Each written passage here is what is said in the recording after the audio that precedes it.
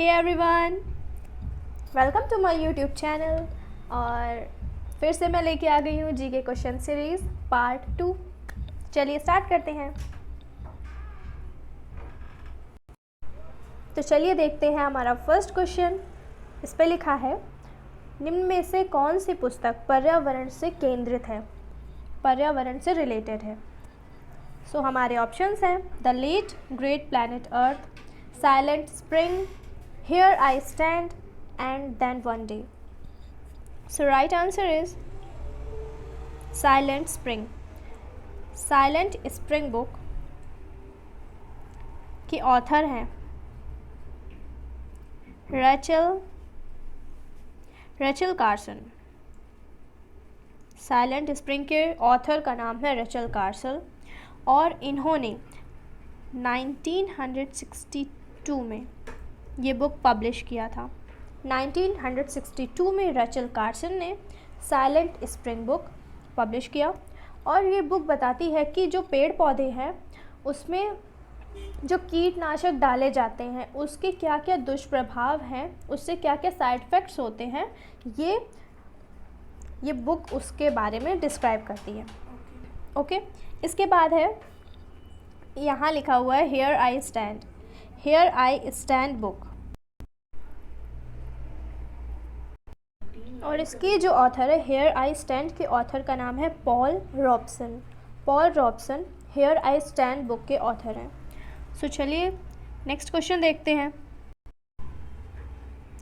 So next question है, विश्व के किस देश में चाय की सबसे अधिक पैदावार होती है। विश्व में सबसे ज़्यादा चाय कहाँ मिलती है, श्रीलंका, चीन, भारत या फिर Brazil. So right answer is चीन। चाइना में सबसे ज़्यादा चाय पैदा होती है और चाइना ही वो देश है जहाँ पे सबसे ज़्यादा गेहूँ भी पैदा होता है। सबसे ज़्यादा प्रोड्यूस चाइना में चाय होती है और गेहूँ भी प्रोड्यूस होता है, वीट। इसके अलावा अगर हम इंडिया की बात करते हैं तो इंडिया सेकंड नंबर पे है, वीट सबसे ज़्यादा चाइना में एंड सेकंड नंबर पे इंडिया में वीट पैदा होता है। इसके बाद मैंने आपको इसके पहले वाली वीडियो में बताया था कि जो ब्राज़ील है वहाँ पे ब्राज़ील कंट्री है वो वर्ल्ड में सबसे ज़्यादा कॉफ़ी प्रोड्यूस करती है और ये सेकंड नंबर पे कंज्यूमर भी है। ओके। सो आई होप आपको समझ में आ गया होगा कि जो चाय है वो चाइना में सबसे ज़्यादा पैदा होती है। इसके बाद सेकंड नंबर पे चाय चीन में पैदा होती है और थर्ड नंबर पे केन्या में होती है। सो आगे बढ़ते हैं, नेक्स्ट क्वेश्चन देखते हैं क्या है। नेक्स्ट क्वेश्चन है, ये लिखा है नेक्स्ट क्वेश्चन, नेम से एक पुस्तक के रचयिता कौन है। सो नेम से एक बुक है और इसके रचयिता विक्रम सेठ, झुम्पा लाहिरी, किरण देसाई या फिर Shobha De. So right answer is Jhumpa Lahiri. Okay. Jhumpa Lahiri जो है वो नेम से एक बुक की रचयिता है और इन्होंने 2004 में ये बुक लिखी। इनकी ये फर्स्ट नोवेल झुम्पा लाहिरी की थी। इन्होंने नेम से एक बुक लिखी। इसके अलावा बात करते हैं विक्रम सेठ की, तो विक्रम सेठ की एक फेमस बुक है अ स्वीटेबल बॉय। ये एग्ज़ाम में एज इट इज़ क्वेश्चन आता है कि अ स्वीटेबल बॉय के राइटर कौन है, ऑथर कौन है। सो इसका राइट आंसर है अ स्वीटेबल बॉय के राइटर है विक्रम सेठ। आई होप आपको समझ में आ गया होगा। चलिए देखते हैं हमारा next question. So next question है, कुडनकुलम परियोजना किस राज्य में स्थित है। कुडनकुलम परियोजना ये तमिलनाडु में स्थित है। कुडनकुलम न्यूक्लियर पावर प्लांट ये तमिलनाडु के तिरुनेलवेली ज़िले के कुडनकुलम में है। दैट्स वाई इसे कुडनकुलम परमाणु विद्युत संयंत्र कहते हैं, न्यूक्लियर पावर प्लांट है। ओके। सो ये तमिलनाडु में है और ये संयुक्त परियोजना है। संयुक्त परियोजना कौन कौन सी कंट्रीज़ के बीच की है ये। सो ये इंडिया और रशिया की संयुक्त परियोजना है कुडनकुलम परियोजना और इसे स्टार्ट किया था 31 मार्च 2002 में 31 मार्च 2002 में इंडिया और रशिया की संयुक्त परियोजना है, स्टार्ट की गई थी तमिलनाडु में, कुडनकुलम परियोजना। चलिए नेक्स्ट क्वेश्चन देखते हैं। और जैसे कि इसके अलावा जैसे कि आंध्र प्रदेश है, सो आंध्र प्रदेश में जो न्यूक्लियर पावर प्लांट है वो है कोवाडा। आंध्र प्रदेश का न्यूक्लियर पावर प्लांट का नाम है कोवाडा, ठीक है, Kovvada atomic power project. Kovvada atomic power project Andhra Pradesh का है। चलिए नेक्स्ट क्वेश्चन देखते हैं क्या है। नेक्स्ट क्वेश्चन है, भारत में रेपो दर कौन निर्धारित करता है? सो भारत में रेपो दर होती क्या है, पहले तो ये जानेंगे, इसके बाद देखेंगे कि कौन निर्धारित करता है।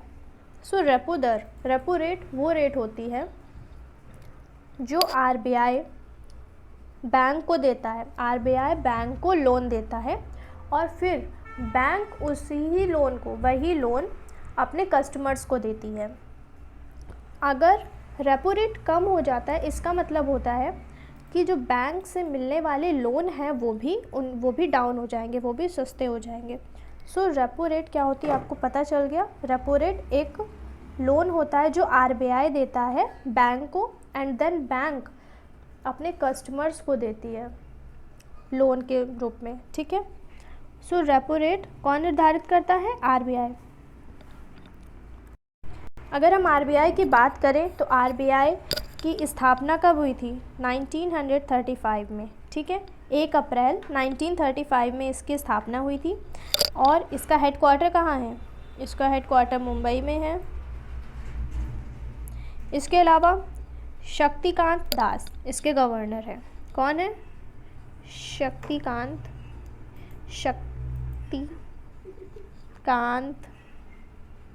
दास। शक्तिकांत दास इसके गवर्नर है और ये 25th गवर्नर है। इसके अलावा बात करते हैं कि इसके डिप्टी गवर्नर कौन है।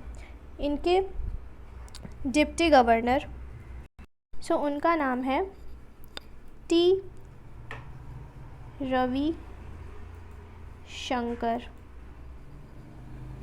रविशंकर न्यूली अपॉइंटेड हुए हैं as a deputy governor of RBI.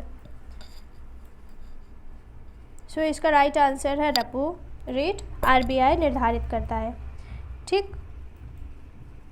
चलो बढ़ते हैं हम अपने नेक्स्ट क्वेश्चन की तरफ। वो है, ये लिखा है, कौन से संशोधन के बाद बोडो और डोगरी भाषा 8th अनुसूची में शामिल की गई थी? सो बोडो और डोगरी भाषा को 8th अनुसूची 8th शेड्यूल में शामिल किया गया था। 81st, 95th, 91st और 92nd। So right answer is 92nd constitutional amendment act के तहत 8th शेड्यूल में बोडो और डोगरी भाषा को शामिल किया गया था। कब शामिल किया था? 2003 में। पहले स्टार्टिंग में कितनी हुआ करती थी? स्टार्टिंग में 14 लैंग्वेजेस थी, ठीक है। इसके बाद इसमें जब और शामिल होती गई भाषाएं तो अभी प्रेजेंट में कितनी हैं? अभी हैं,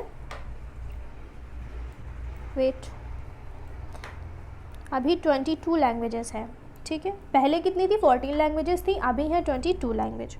92nd अमेंडमेंट एक्ट के तहत 2003 के तहत 8th शेड्यूल में बोडो और डोगरी जैसी भाषाओं को शामिल किया गया है।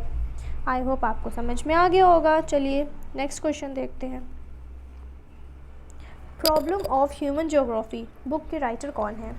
So problem of human geography के राइटर अल्बर्ट डिमेंजियन, डी मार्टन, किरण देसाई या फिर कोई नहीं। सो इसका राइट आंसर है अल्बर्ट डिमेंजियन। अल्बर्ट डिमेंजियन ने problem of human geography book लिखी, उसके ऑथर हैं। इसके अलावा बात करते हैं किरण देसाई के बारे में। किरण देसाई की एक फेमस बुक है, उसका नाम है द इनहेरिटेंस ऑफ लॉस। सो किरण देसाई के बारे में हम बात करते हैं। किरण देसाई की एक फेमस बुक है उसका नाम है द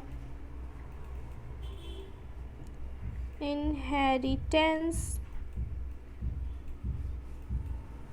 ऑफ लॉस। ठीक है, द इनहेरिटेंस ऑफ लॉस की राइटर है किरण देसाई, और इस बुक के लिए इन्हें मैन बुकर प्राइज़ मिला था 2006 में। 2006 में किरण देसाई को द इनहेरिटेंस ऑफ लॉस के लिए मैन बुकर प्राइज़ मिला था। और जो अभी मैंने क्वेश्चन आपको बताया, प्रॉब्लम ऑफ ह्यूमन ज्योग्राफी के राइटर है अल्बर्ट डिमांजियन। चलिए नेक्स्ट क्वेश्चन देखते हैं। नेक्स्ट क्वेश्चन है,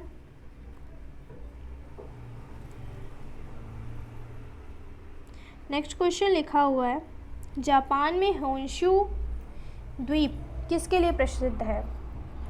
होन्शु आइलैंड लौह अयस्क के लिए, कोयला के लिए, तेल के लिए या फिर हीरे के लिए? सो राइट आंसर है लौह अयस्क के लिए।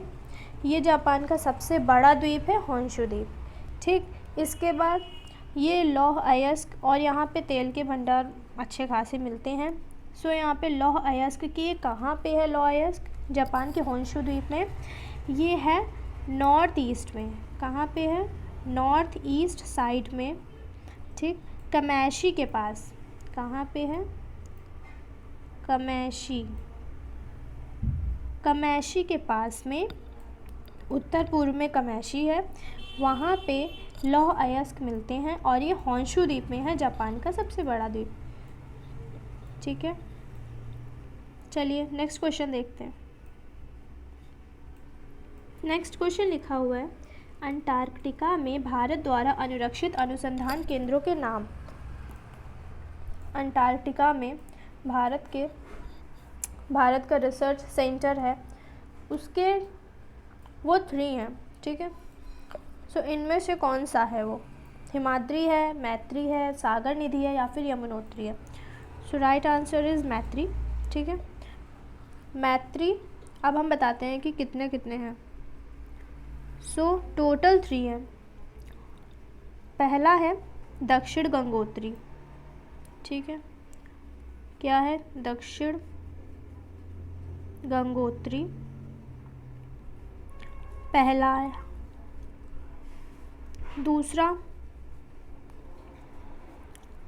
दूसरे का नाम है, एक मिनट, दूसरे का नाम है मैत्री, जैसा इस क्वेश्चन का आंसर था। और थर्ड नंबर है भारती। तो आपको बता दें कि मैत्री की स्थापना कब हुई थी? मैत्री की स्थापना 1989 में हुई थी। भारती की स्थापना 2012 में हुई थी। और जो अभी हमने बताया था आपको, दक्षिण गंगोत्री की स्थापना हुई थी 1983 में। सो सबसे पहला रिसर्च सेंटर अंटार्कटिका में दक्षिण गंगोत्री है, इसके बाद मैत्री है और इसके बाद भारती है। तो थर्ड रिसर्च सेंटर भारती है। ये भारती 2012 में स्थापना हुई थी, 18 मार्च 2012 में। चलिए आगे बढ़ते हैं क्वेश्चन में। सो नेक्स्ट क्वेश्चन है, नाबार्ड का पूरा नाम क्या है? सो नाबार्ड का पूरा नाम लिखा हुआ है national bank for agriculture and rural development. So हमें पता चल गया कि नाबार्ड का पूरा नाम क्या होता है, national bank for agriculture and rural development. इसके बारे में कुछ बातें जान लेते हैं, जैसे कि ये कब फाउंड हुआ। सो इसकी स्थापना हुई थी 12 जुलाई 1982 में। 12 जुलाई 1982 में इसकी स्थापना हुई थी इंडिया में। इसके चेयरमैन कौन है? Doctor G.R.. चिंताला